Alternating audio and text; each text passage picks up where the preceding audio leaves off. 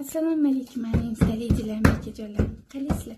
Kechagina o'zbek qaynonajoni menga ovqat qilib beriladi video qo'ysam, ba'zi bir ichiqoralar o'zlarining fikrlarini, kerakmas fikrlarini bildirishdi.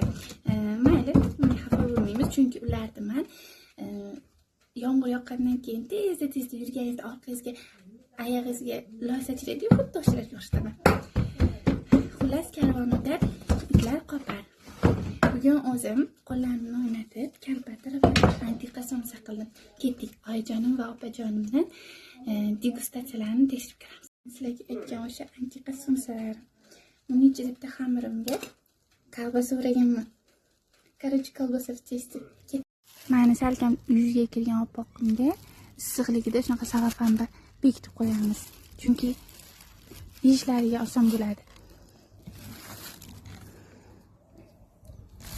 Shunday qilib antiqa somsalarim tayyor bo'ldi va dasturxonga tortiq etdim. Otajonim bilan oyijonimga juda ham yoqdi. Ular menga 5 baho berishdi.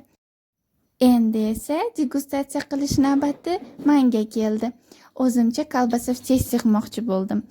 Bir dona somsani xamiriga o'rtasiga kolbasa qo'yib shunaqa tuguncha qildim. Lekin ishoninglar, shunaqangi mazali bo'lar ekan. Ayniqsa xamiri shunaqa pesochni qisir-qisir qavatlarini sanab chiqsangiz, sanog'iga yetmaysiz. Agar xohlasanglar, shu xamir retseptini keyingi reelsga qo'yaman. Undan oldin like bosib, ijobiy fikr yozib qo'yinglar. Rahmat.